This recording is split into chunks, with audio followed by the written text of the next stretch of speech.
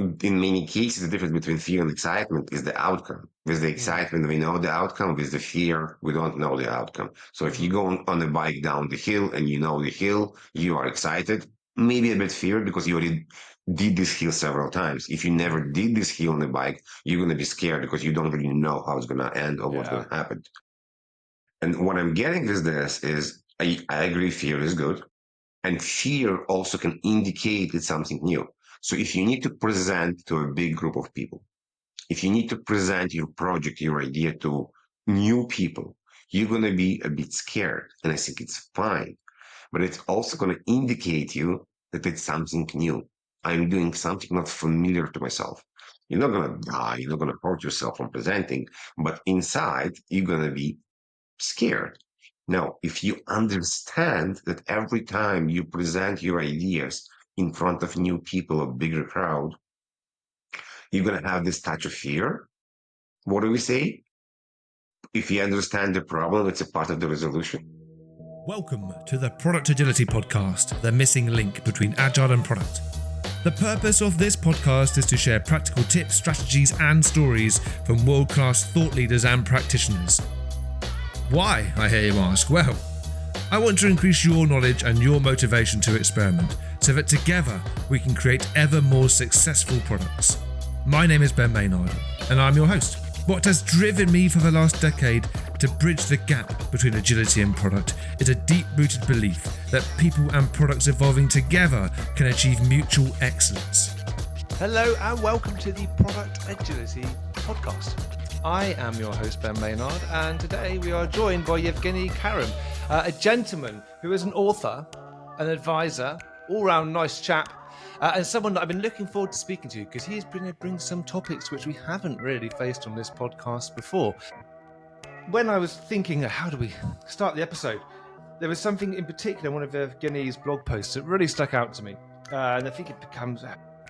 Whether it's borrowed, whether it's original, I don't really mind. But the one thing that really resonated with me was this thought that how many times in my life have I really struggled to communicate something clearly and with simplicity, to make it concise. It's something which I've always struggled with, especially early on in my career. And I'm sure, but it's something that you listeners have also struggled with at times. So we're going to think about soft skills and how can we work better to more clearly and simply communicate to anyone in our lives. Now, Evgeniy's work has been around sales and soft skills, but this soft skills element of that spans anything really. And as Evgeniy pointed out to me earlier, we're all in sales, whether a product person, whether an agile coach, whether a scrum master. At some point in our roles, we are all trying to sell something. So, Evgeniy, it is a joy to have you on the podcast. Would you mind introducing yourself to our listeners? Please, thank you very much. I'm very, very happy to be here on the podcast. Is quite a lot of joy speaking with you and is being in general on podcast. I think podcast is an amazing platform for people to share ideas, to talk about ideas. And I really don't like the very, very scripted one when we have planned everything in advance. I like some kind of angle and then we can go left and right. As you mentioned, I've been around for a long time. I'm actually by trade started as a very technical person. I was always very technical and slowly the sales part catched up. And for the last few years, I'm not just helping sales. I need to sell my own ideas. I need to sell my own consulting. So I'm definitely in sales. And you mentioned about that we all in sales. I'm going to even simplify it more. Not just selling the project. How about when we need to decide which program we're going to use to record?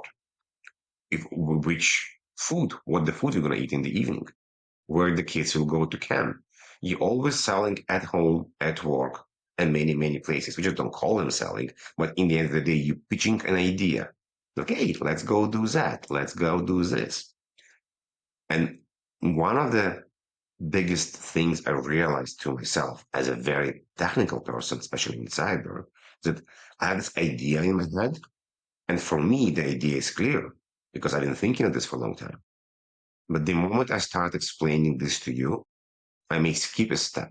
I may skip it two steps because in my mind, I already understood. And you're like, what are you talking about, dude? I have no idea. Like, think about you put a developer and you put an accounting person in a room and I told them only use the acronyms. that you use with your buddies as an accounting developers. They're going to lose themselves and have no idea what they're talking about. So we, as a human being, when we're not talking to ourselves and we're talking to other human beings that potentially not in our profession, need to learn which language to use. Do I use business language? Do I use simple language? Do I use metaphors that the other person understand? You mentioned kids before we started to record. I have kids as well. Can you use so very, very, very simple example, just from life. We have the security awareness part in cybersecurity. Everybody need to do. I'm sure you know what you're talking about. Pass the test, pass the exams. Can you open this email? Can you click this file? People don't really like to do this. With executives, in many cases, sometimes we need to do it face to face because this is the better to understand. The moment I, for example, would do an analogy. So you're going to a park or somewhere big with your kids. Would you tell the kids, in case you got lost, we're going to meet near this gate? Or here's my phone number. Find a security guard and call me. Like, yeah, definitely. Like, why? It's a basic security awareness, but for life. And we can create these metaphors and analogies, as many as we want, that will adapt to the other person understanding and feeling. Yeah. Funny that. We lost our children yesterday. We found them again. This is Uh, good. we did a few. There was a moment where we did one day. It was just one of those silly things where they ran off and then looped back on themselves, and we thought they were going to appear in front of us. So they looped back. I'm like, "Where's mum and dad?" Oh, well, we'll just start walking home. It's like, great, yeah, that was. We found them. That's the important thing. But I think those analogies work well, and I think that it's a great way to get that kind of connection and a relationship as well. But there was something that you said, which is maybe when I say it makes me sound like a bit like a stoner or something, but like when you have those thoughts in your head and having a conversation with yourself and you think it's all crystal clear, and then you go to articulate it, sometimes I do wonder whether uh, in my head I've got like a shorthand or I'm just talking in a slightly different way and I'm missing words out. Because sometimes then what I go to say, so if other people can hear, there are bits which are missed out. We think things through, but yet when we verbalize it, we cut the story short. And I do often wonder, like, what goes on. I think a lot of people struggle from that and probably then get quite fearful about presenting themselves or presenting something or trying to pitch an idea or trying to convince someone or share some information because they've messed up in the past and they're fearful they're going to mess up again. There's two lines here. One is the part of fear people may not understand. We will talk about this in a second. Two, we kind of simplify it in our head. And because it's hard for us to understand how other person think, how we can know. And we're all different. We all differently consume information, video, audio, kinesthetic. That in our mind, we just so focus on what's happening that we assume they understand. Or because we're moving so fast, because we have this attention span very, very short. We have Facebook slides don't like very, very fast notification as well, that we don't bother to slow down. Like, wait a second, I want to get my point across. How's Ben will understand me? Is there a better way for Ben to explain this? This is actually very applicable to sales and not just sales. Even if you present a new idea in a project, how would you do it? Do you use PowerPoint slides? Do you actually demo what you did? Applicable sales teams everywhere. Would you potentially just speak about this and understand the flow and how it's connect? There's multiple ways from where to start. How would you know? You need to understand what the other people think and how they collect information. In many cases, we just say in the way we understand or in the way we think, they're not always going to be there. And if we're not paying attention on the other person and their human reflections, then we can lose them very, very quick. This is why, by the way, not even in touch before, there's a big problem we have right now over Zooms, Teams, Google Meets, and beside Teams not always working, we have a problem that what if I'm without video? What if you only see half of Evgeny? So for the last few minutes, you've been doing what? You've been taking your pen and looking right. So let's think about for people just watching us right now, like if I do that, okay, what am I doing? Am I eating spaghetti? I'm writing notes. In a physical room, it's going to be very easy for you to see that I have a notebook here and I'm writing notes, or I'm potentially looking on my notes on what I want to cover in a meeting. In this virtual dimension of this video, it's very hard. So it's even harder to understand your cues. What if you're on a call and people are without video? Even harder. This is one aspect. The second aspect is the part of fear, and it's in a way a big problem. Now, there's a lot on the internet. Let me help you to remove the fear, fearless, and all this stuff. But honestly, is fear good or bad? What do you think? I would say, well, if honestly, I think fear is pretty good if being faced with a life or death situation. However, You see a cat on the street, it's fine. If you see a lion, you better run, you know? yeah, exactly. Okay, now let's kind of dig deeper. What's the difference between fear and excitement? It's like you're going on a roller coaster. You're Yeah. scared and you're excited at the same time. Well, there's still some level of threat involved with both, isn't there? I think with excitement, well, threat or yeah, I mean, excitement is a very broad thing as well. So the roller coaster excitement is very different than unboxing a new video games console excitement. Very different than the Yes, yes. But because I hope there is no fear for you to play Xbox, you know, yeah. there shouldn't be fear. Well, So I don't excited. know. The older you get, the harder it is to get on board with new video games, isn't it? Just give me a NES, basically two But buttons.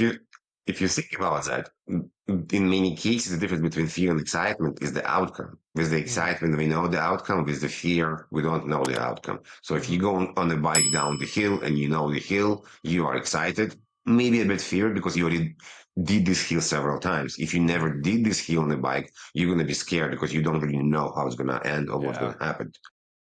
And what I'm getting with this is I agree fear is good. And fear also can indicate it's something new.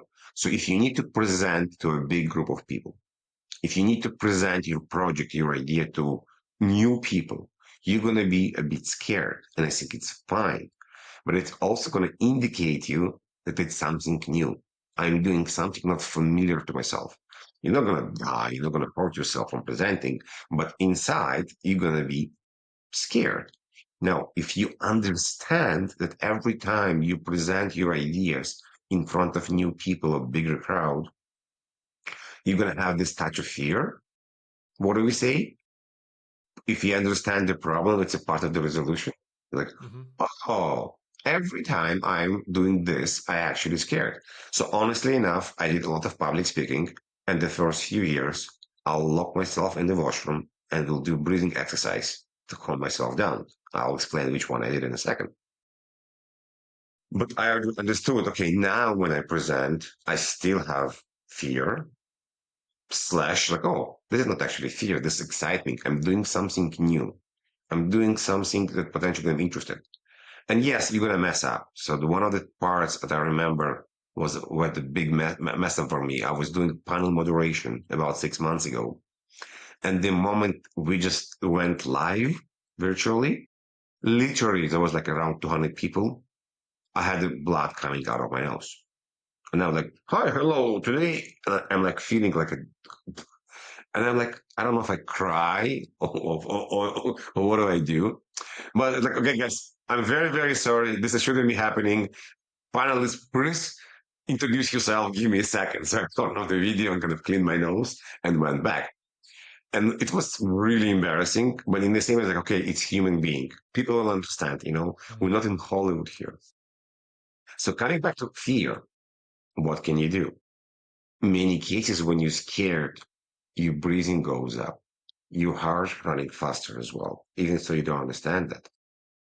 So there's techniques. First of all, now if we understand that we may be scared before we're doing something like that.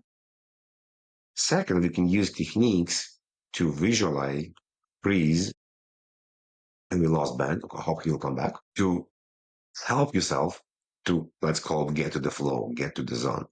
One of them I like called box breathing. Origin Navy SEALs definitely somewhere back in India as well. You know, every breathing technique we find somehow for sure is coming back to India and yoga. But the idea with box breathing is to slow down the rate. So if you, for example, inhale for 5, hold for 5. Are you familiar with box breathing? Yeah, there was somebody in my course once who taught me box breathing, but yeah, it's a great. I think maybe talk people through it and they can try it whilst they're listening. Right, I think great. it's a nice idea. So inhale for 5, hold for 5 seconds, exhale for 5, hold for 5, and then repeat the square. What just happened? If the normal human being breathing pattern rate is about 12 to 15 to 20 a minute, with doing 5 for each, we just move it to 3 because every cycle is not 20 seconds. What's going to happen? If you do this breathing technique for 2, 3, 4, 5 minutes, you will calm yourself down. You bring down the heart rate significantly. And guess what happened? You will, in many cases, start clearly understand what's going on. You will, in many cases, understand, okay, this is fear, this anxiety I have right now. It's okay. It's just indicating I'm excited. Will help you to go into what you need to do, whatever you need to do. Having a hard talk, present, asking for money, for your management, whatever you can do this. Now, there's another interesting aspect happening. As a human being, we cannot really focus on many, many different things. Maybe two, three, four. Like with driving, we can watch the people, we can shift, we can press gas, but we cannot really do a lot. Maybe we can talk on the phone. There's of course movies where we can smoke, shave, and all this fun part. But in reality, there's again, it's not multitasking. No, it's just focus points. So if you're presenting and part of your focus point is thinking how stressed I am, how afraid I am, it taking away from speaking more clearly, slowing down, doing better pronunciation. Make sure you sound good. Make sure you remember what you need to talk about it. Watching the cues of other people, because all this need to be done when you're talking to people and you're presenting to people. What you were saying about fear really got me thinking. I loved it. The not knowing the outcome is what segregates fear from excitement.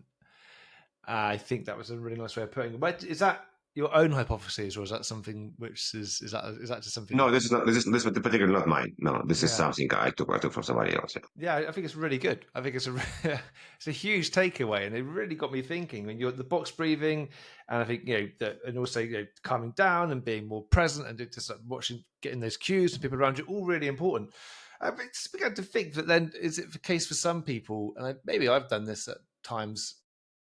Is that when you're fearful, people just try and convince themselves of the outcome from the thing. So you think of all people and advice, which is about kind of visualize the end state, have the confidence it's all going to be okay. You've done this before, and actually perhaps that kind of visualizations and the idea of kind of convincing yourself it's going to be okay is another way that then helps people relax. Now, obviously, yeah, as long as you put the work in, then that'll work out. If you haven't put the work in, then you'll probably turn up and just make a right mess of There's it. But yeah, there's a big visualization. There's many, many ideas. Joe Dispenza and many, many other people that talking about visualization and the end state, as you say.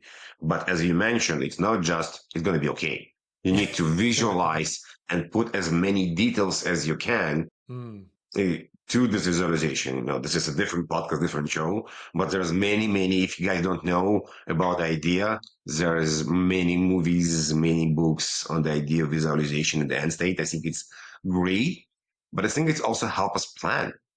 hmm If you think about if you're doing a project, if you're a project manager or programmer, and you can visualize the end state, and then you can go back and create all the steps, it's going to be much easier to actually get to the steps as well. mm. I think there was a coaching practice I did once actually, and I got people to do a visualization. That went down very well. But I think that people should consider that if and perhaps this won't work in a sales environment. I don't know, maybe it will, but it would definitely work in like a retrospective type environment, just to get people to try box breathing before you begin. Or a certain intersection, just to help people land and really uh, be present. I think because if we're not present, then I suppose the application of all the soft skills is diminished or harder to achieve. Well, let's think about that. If you take a car and it's an amazing car, It's an amazing driver with good tires, with good engine, but you don't do maintenance to the car. You don't change the oil on time. You don't check the brakes fluid and many other different things. What's going to happen? Eventually, you're going to have problems. So, same as a human being. You're an amazing presenter. You know how to use your voice. You know how to ask questions correctly. You're watching the cues. You understand the people. You know how to interact. You know how to do active listening. You really have empathy because you know, like, okay, you have a problem. Let me listen to you. Let me not interrupt. Let me ask you some navigating questions to help you open up even more.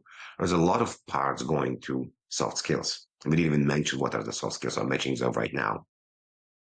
All this come into the big puzzle of soft skills. Curiosity as well, vulnerability. We'll mention this in a second, but basically related to fear. But you don't sleep well. You wake up every morning with a headache. You don't eat well. You're having 16 meetings a day. And sometimes you have good meetings, but sometimes you have bad meetings. So if you meeting number five was complete trash, how do you come back to meeting number six? All like, hello, how you doing? Let's talk today. Like, no, you're going to be devastated. What we talk right now in the industry about the idea of burnout. It's not an idea of Mm. be having this. And what I'm taking this is the same as with doing maintenance to a car. You have to do maintenance to you. And this involves some kind of exercise. I read about an idea that I really like. I actually have in a book as well called exercise bites. When you just between meetings, you have 2 minutes and you're going doing push-ups or sit-ups, like literally like for a minute or two. I guess majority of the people are not able to do 2 minutes of push-ups as well in the same time. But there's many small tiny things you can do, even jump for like 20 seconds to do Mm. this between have better food, have some water near you, to drink some water. Yeah, I'm just looking because I got water, but also what I have got is a skipping rope. And what I try and do, and I will do it after this, is actually just pop out and skip for a couple of minutes. Because I never got very good at skipping as a young person, and I found it later in life. It's actually quite enjoyable. So yeah, I like to go and have a skip in between calls because it just gets the blood pumping a little bit, and it's Keep focus as meeting, well. yeah. Because I'm not very good at Yes. skipping. I have to really concentrate, otherwise it all goes wrong. I mean, you cannot skip in the meeting. I could skip in the meeting, yes, but as we spoke about before we started recording, where I'm also a wired headphone type person, and so if I had Bluetooth headphones on, maybe I could skip and do the meeting, but with the wire, it's hard. Yep. So the idea of being present is stop, sometimes think and see how we can carry ourselves, that we can actually be more productive, quality versus quantity in some cases. So you mentioned what are soft skills there? I think it's worthwhile kind of going into some detail on it because I think it's a term that's bounded around a lot. And there's a great quote from a Yes. book called Accelerating Performance where they say, the soft stuff drives the hard stuff. And I'm a firm believer that there is a strong link between performance and the correct application or a good application of soft skills, as long as you're in a domain which has a clear purpose and can really articulate what performance is. All back to one side, though. In your experience and from writing the book, how then exactly do you define soft skills? If you had if you had a short 30-second pitch to do to someone, how would you explain it? Definitely. Hard skills is the skills that basically are mathematics, chemistry, so programming, something that we know the output in most of the cases, okay? Because we do expect 1 plus 1 will be 2 and many other examples where whatever we do and we repeat the same idea, we'll get similar results. So it's languages, programming languages, it could be a skill, many different things that are well defined. Soft skills, as in not always soft and fluffy, sometimes hard, are the skills that relating to communication, human being, and we not always know the result, and the result may change. Stupid example I do when I present is I'll go to ChatGPT and ask how you doing, how you doing, how you doing, how you doing. It's a reply, I'm doing well, how are you? I'm doing well, how are you? I'm doing well, how are you? If I ask Ben, how you doing, how you doing, how you doing? Number 550 gonna punch me in the face and say, Evgeny, what's wrong with you?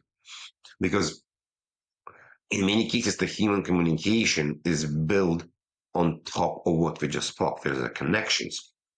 If I ask you where you live, this is, for example, I hate in Google because I ask Google where I am is in Toronto. When I ask what's the weather, it will say the weather in Toronto. But if I ask Google, what is where is Miami? It's like Miami is there.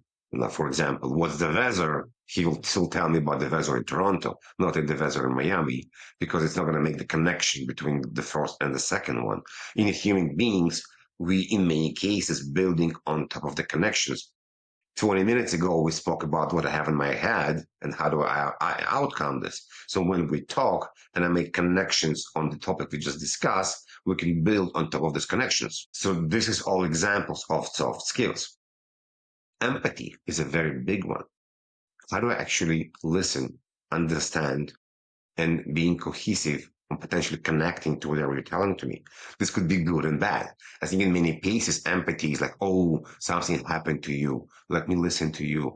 Let me help you. But empathy could be something good. If you're happy, can I join, be empathetic, and actually celebrate with you your success? Even so, I may be not so happy today. We don't really have this. Like, oh my God, you just won a prize. You just got a new car. I don't have a new car, but I'm a good friend. I want to spend this time with you to celebrate something that happened to you. Active listening. This is just worse right now. And I'm saying as well, I cut people. People always cut each other. And in many cases, it's just people have this idea in their head and they want to speak versus let other people speak. One of the expressions I hear a lot about executive and managers, good leadership and good managers, is they speak last. They let everybody speak and then they make a decision. They're not trying to just force their ideas. They want to listen to other smart people saying what's need to be done. There's many, many examples of soft skills, the one I just mentioned. I think one of the important one is curiosity. If you're not curious enough to change, to adapt, to learn, then it's going to be hard. I was working on a quiz for soft skills, and I sent this quiz to my friend that he's a developer. He's like, "What is this?" He's like, "It's a quiz about soft skills." He's like, "I'm good as I am, thank you." I did the quiz. I'm like, "Where is the curiosity? Don't you want to know what's?" It's, yeah, you mentioned these things. That this is what you get taught a lot when you go and learn about coaching. It's active listening, it's curiosity, and I think that curiosity, it sounds so, I don't know, dare I say, almost like predictable. But I think but I think that it only sounds predictable because people don't really understand what it is to have like curiosity as the core of your mindset towards situations, because it breeds very different types of interactions. People will say to me, well, how, what's it like being a podcast host? Why do you do it? How do you know what questions to ask? I said, well, do you know what? I'm just really curious. Like a lot of the time, I'm happy just to sit here and listen, right, and learn some things and maybe add a little thing here. But I'm genuinely curious about most things that people say, and that's come from my coach training. And I think it's a real valuable tool, which I think is underrated. And I think people hear it and it bounces off their ears a little bit. But I think people should pay more attention. And maybe if you listen to this, challenge yourself and say, well, how often are you actually curious as your first reaction to something? How often is curiosity and your initial reaction rather than something you think of afterwards? So you mentioned something very interesting. I'm in general curious. So you're visiting a city. You learn something new about this place. You heard about new sport that you never heard about it. You may never gonna go and do this particular sport, but like, okay, I have no idea what it is. Let me read about this right now. And what's happening? This is a very interesting part, and I really, really love this part. Is you picking up a lot of different information while they're potentially not your hobbies, and maybe they will become your hobbies. And in one day, you're talking to someone, gentleman, woman, business, not business, and they mention a sport. They mention a hobby. They mention a place. And you're like, yeah, I've been there. Oh, is this the sport when they do blah, blah, blah? He's like, yes. How do you know? What just happened? You basically found a hook, not even thinking about that, to this person because now they want to open up and tell you more about this particular subject. These two things may happen. You can say, oh my God, I love this subject. I've been doing whitewater canoeing for the last 15 years. Let's talk about the geeky all the stuff. But like, you know what? I heard about this sport a bit, and it's very interesting, but I don't really know a lot. Would you mind telling me more? They will tell more. Trust me, they will. And we call this hooks. Dale Carnegie explained a lot about this idea in his book about how to find friends and influence people. And there's an entire methodology, if you can say this, about how it's happened. In many cases, it happened completely native when we're talking to people. I had this opportunity to do a conference about skiing and snowboard and cybersecurity. Why? I wanted to connect my personal life and my business life. And the idea was that if you're going to a conference, you don't really know how to speak with someone, how to start a conversation. So what do? But if you go to a conference with Connect Cyber and skiing, then we remove this part of what to talk about. Because if you're going with somebody on the lift, you can ask them, hey, I like your pair of skis. How do you like them? What is your favorite mountain? So you have this conversation started built in already. And it's definitely helping to break the ice. This can be used in so many different places. So, what would be a recommendation? People are listening to this and they think it's all really great advice. They've been scribbling down some notes. They feel like they've got some nice things they can go away and try. But then, in what you mentioned there, not everyone's going to go and start a conference and like marry together a hobby and a topic. So let's say you're going into a meeting, for example. You've got maybe it's a sales meeting. It could be like a sprint review. It could be to pitch a new product idea. It could be going to see a customer to get some feedback. Whatever it might be. Like, how can you begin to bridge that gap between the topic and then get Couple of that some things. First, if you're working as a team, spend some time to learn your friends. What do they do? What they do outside, not just at work. From a variety of ways you can do it. It's going to help you to connect with them better, and you're able to find topics to talk about them. And when you have a better personal connection, I hope you're going to be able to have a better work connection as well. The other part, you can also do research. You can go on LinkedIn. You can go on Facebook. Don't be a creep. Don't just say, hi, hello, I know what you did in Miami last year on the boat. This was cool. But generally, do a bit of research of other people. Learn to understand what to connect. Pay attention to their background. You have a lot of books on your background. It means that you like to read, that you like to explore. This is also, by the way, reverse hooks. Because if I see something in your background that make me to ask you a question, then I basically created a reverse hook to let you connect to me versus me connect to you. This could be a t-shirt. This could be a guitar behind me. Not in my case, I don't play guitar. I sometimes joined with a green screen. I just move locations, so I need to figure out how I put my green screen behind me.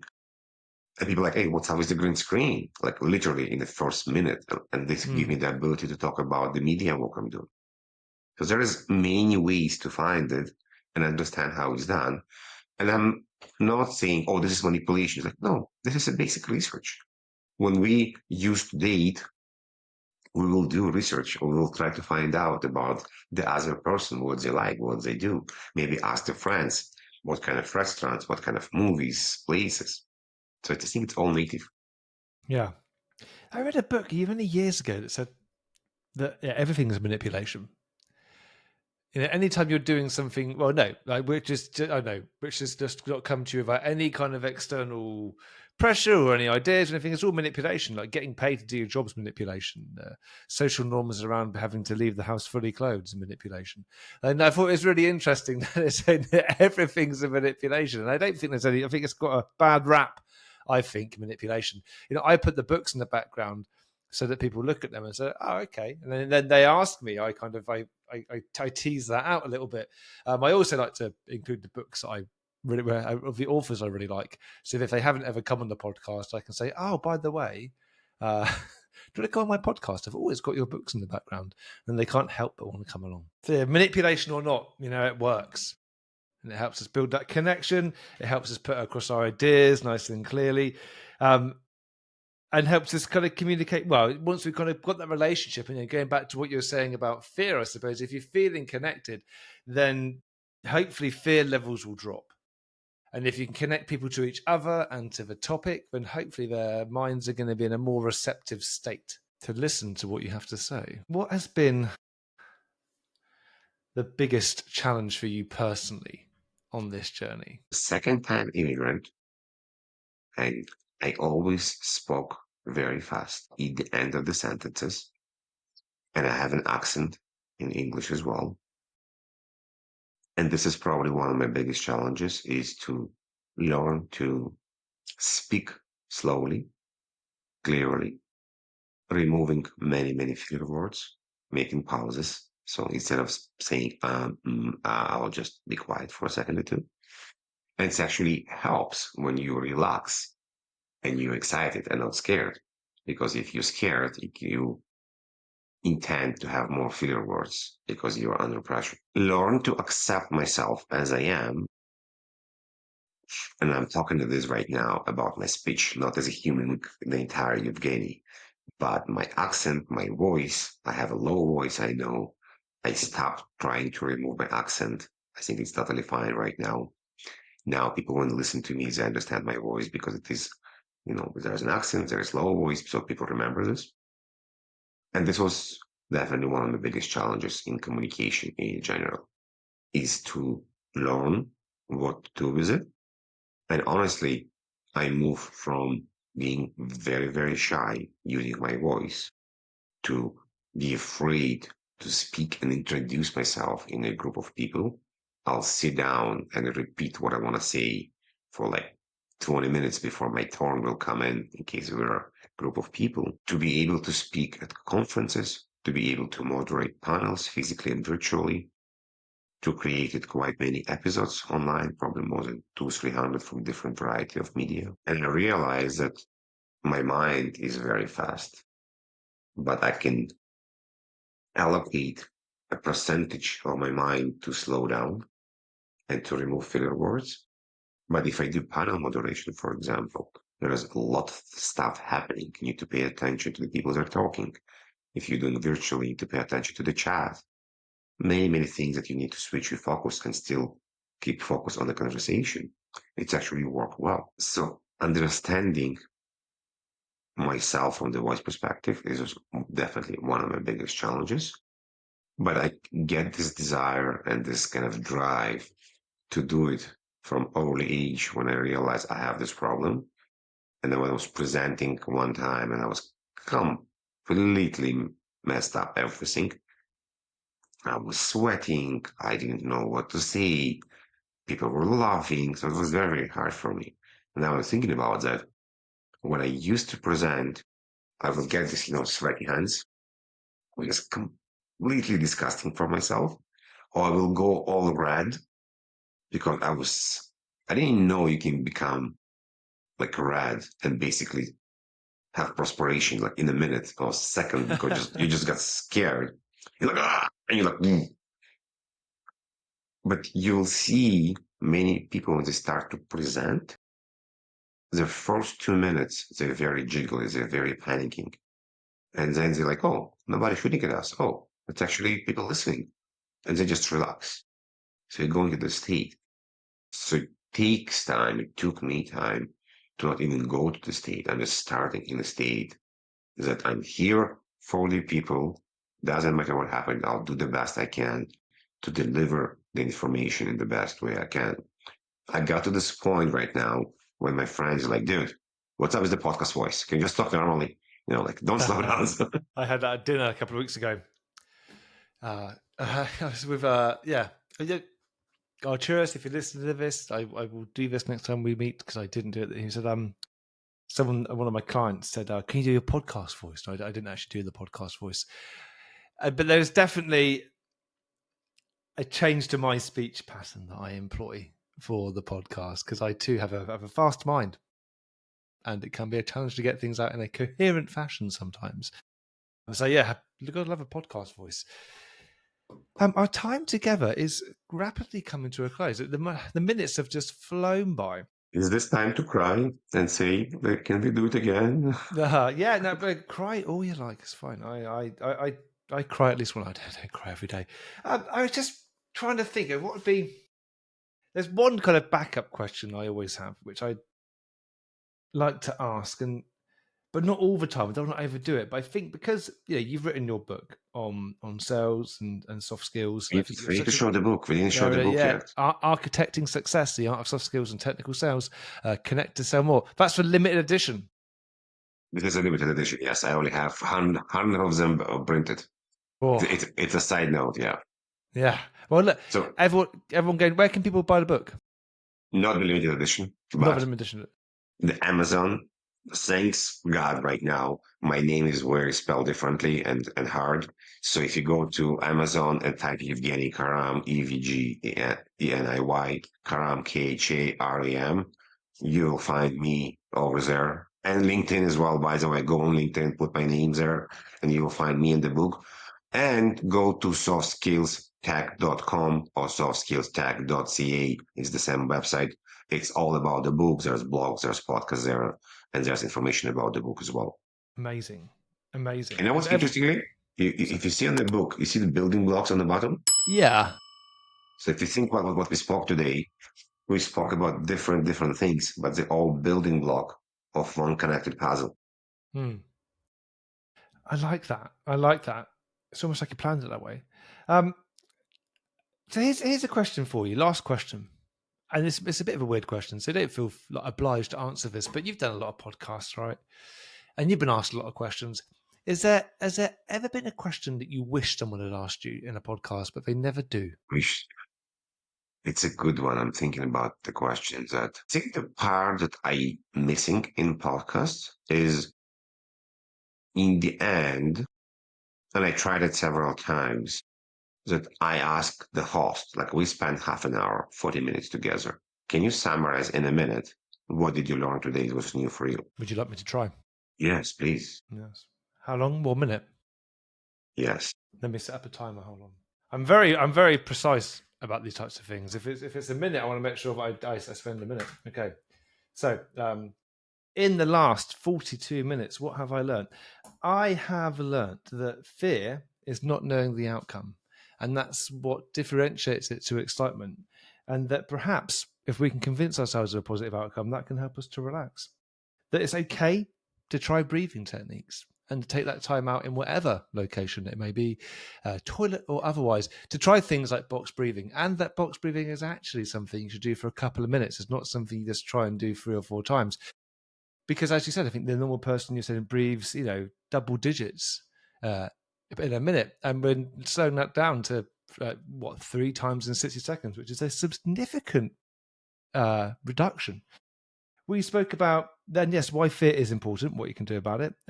Also about kind of being present and perhaps inability to supply soft skills, about soft skills not being that soft. And the one thing maybe we didn't cover particularly was soft skills and cybersecurity, but there you go. That's my brief overview. That was more weighted towards the beginning of the Yeah. conversation. Yeah. So back to your question. I don't have anything in mind that people didn't ask me. It's always weird when people tell me about your history, because when you've been a lot on the podcast, it's like, oh, yes. There we go So, again. but you can always tweak it. You can always do it differently. But in a way, it's also interesting because sometimes you remember stuff that you forgot, that you didn't think about it. So if everybody started telling about your history and you don't have a script in your head and you just let it run, be natural, that you may uncover something new that you forgot about. And I think that's very nice. I wonder, what is it about those moments when you're trying to talk about your history? I say history, talking about your own personal journeys, it's just reminiscing, isn't it? And sometimes when you reminisce, it depends who you're reminiscing with as to the things that then pop into your mind or the location. Actually, whenever I go to my hometown, there's nothing more I enjoy than walking around my old hometown and then reminiscing and seeing But what it's all memories come back. it's all anchoring if you think about this. Hmm. Like we have an anchor for place, smell, touch, people, even anchor to bad presentation or good presentation. Like we talk about presentation. So if you go to a presentation and you remember the good one you did, the fun one you did, and people applaud in the end, it's like, oh, you're going to automatically put you in the good mood, in a good state, because you're going to remember this good stuff. I was going to make a really bad joke about anchoring and how it always reminds me of sailing, but that'd be a stupid thing to say. I like sailing. Different Yeah. podcast. Evgeny, thank you so much for coming along. It's been wonderful to have you share your insights and your tips, your knowledge and your experience with our listeners. As you've said, people can and should contact you on LinkedIn and buy a copy of your book, albeit not the limited edition. Yeah, and I think everyone should go ahead and do that. Evgeny, thank you so much for coming on. I will include links to LinkedIn, your LinkedIn, and to your book in the show notes. So if people are wondering, then just go into your podcasting platform and scroll down a little bit, and then you will see on there, there'll be some links and make it nice and easy for you to contact Evgeny or just buy his book. So again, Evgeny, thank you very much for coming on. And everyone, thank you very much for listening. Before we end, and I can edit this out if you haven't got an answer to this, Evgeny, is there anything that you would like to share, just as a closing thought? One idea is don't forget, don't be afraid to step out of your comfort zone. It's very interesting. It is scary, but we know we can translate scary to exciting right now. But when you're pushing yourself out of your comfort zone, you're going to discover many different things. And I'm not saying it has to be sport. I'm not saying it has to be presentation, but it could be something that you didn't try and didn't do before. And the easiest things to understand what it is think about a few things that you afraid or you don't like to do. Maybe they're the one when you can dip a finger and try to do it. Yeah, make a list and do one a day. Evgeny, thank you very much. This has been the Product Agility Podcast. We'll be back again next week.